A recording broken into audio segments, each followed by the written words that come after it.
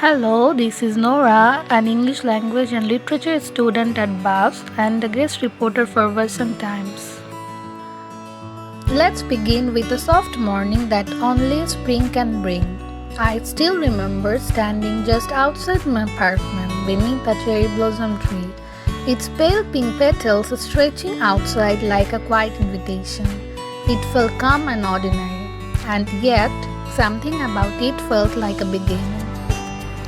I wore a traditional red dress of Bangladesh as it suited the weather very perfectly.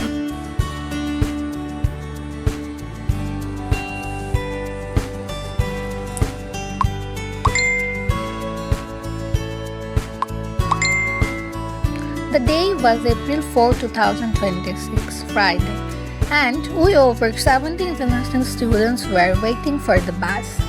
And after some time, I found myself surrounded by people, each with their own stories, accents, and laughter.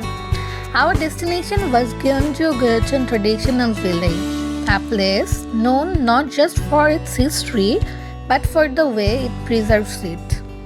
After we got into the bus, we were given this ID card or badge so that we could easily be identified.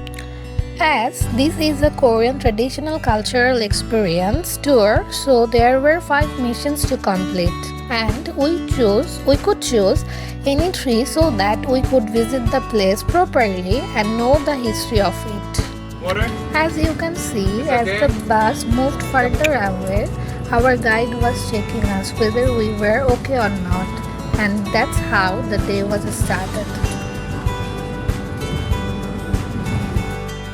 When we arrived, the village didn't try to impress us. Traditional hanok rooftops curved like gentle waves against the sky, their dirt tiles contrasting softly with the pale spring light. Narrow pathways stretched quietly between them, inviting us to walk, not rush.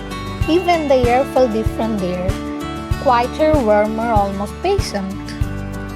We pulled up to the village and everyone brought their phones out, and we took a group photo so that it became a piece of memory.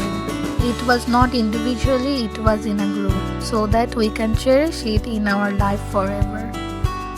By midday, we sat down for lunch, and I still remember how carefully the food was presented. Just look at the picture, you can understand it. A copper bowl of bibimbap placed right in front of me, its surface layered with color. Bright orange carrots, soft beige mushrooms, crisp greens, deep purple cabbage. And right at the center, a delicate violet pansy resting gently like it belonged there. Beside it, a blue glazed ceramic bowl of dojang jjigae were placed in front of us, its warm sting rising slowly, carrying a deep earthly aroma.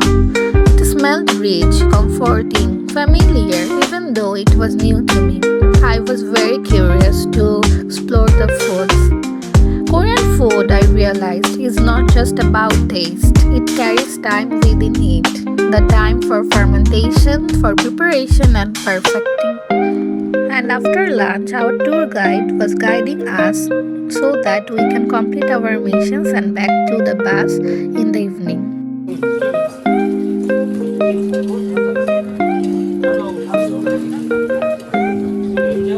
It's beautiful. After lunch, we wandered through the village. No fixed direction, just curiosity. And we took our pictures just randomly. As the day was hot, so we decided to take a traditional ice cream of that place. And it was yummy. And I noticed the small things first. A carefully placed stone tortoise resting quietly beside a wooden garden. It was like a traditional showpiece in that place. This place is often called a museum without walls, but to me, it felt more like a living memory. Something you don't just look at, but step into. The houses were not just structures, they felt like they held stories. After taking lots of beautiful pictures, we were heading for the bus again so that we can get something excited. And then we entered the handbook shop. It was filled with color, soft pastels, deep jewel tones, delicate embroidery. Each piece hanging quietly yet carrying a presence of its own. I ran my fingers lightly over the fabric, feeling its texture, its weight. I chose a cream jaggery embroidered with small floral patterns and a grey lavender kima that flowered softly as I moved. And when I looked at myself in the mirror, I just stopped and just looked at me how happy I was. We were four members in our group to complete the mission. And just look at the environment, how cheering and happy the full environment was. After that, we rushed into the missions as it was very exciting for us. We completed the first three missions one after another without taking any breaks.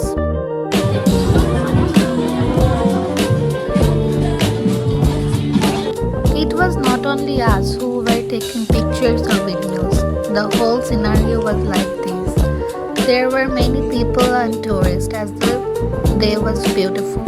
I again took some pictures of this beautiful handbook and it was really pretty and for some time I felt like a princess.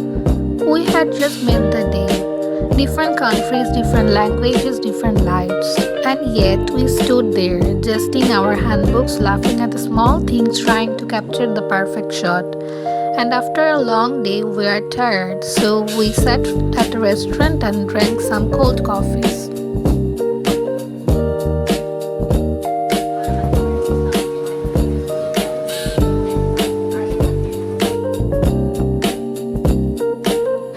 After enjoying the whole day, we were going back to our buses, the spot where we met up. The rest of the afternoon passed gently like this picture. It was very beautiful. Snacks in our hand, light conversations with our partners or group members, moments that didn't demand attention but quietly stayed with me. And then I saw something special. It was such a simple moment, but something about it felt deeply human, a quiet reminder of growth, of care, and of presence. And finally, I found myself thinking this wasn't just a trip, it was a collection of moments, small ones, quiet ones, and real ones.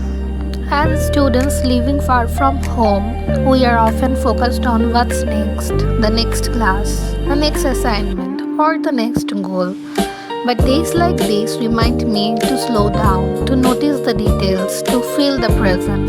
Because sometimes the most meaningful experiences we are not the ones we plan, they are the ones we simply live.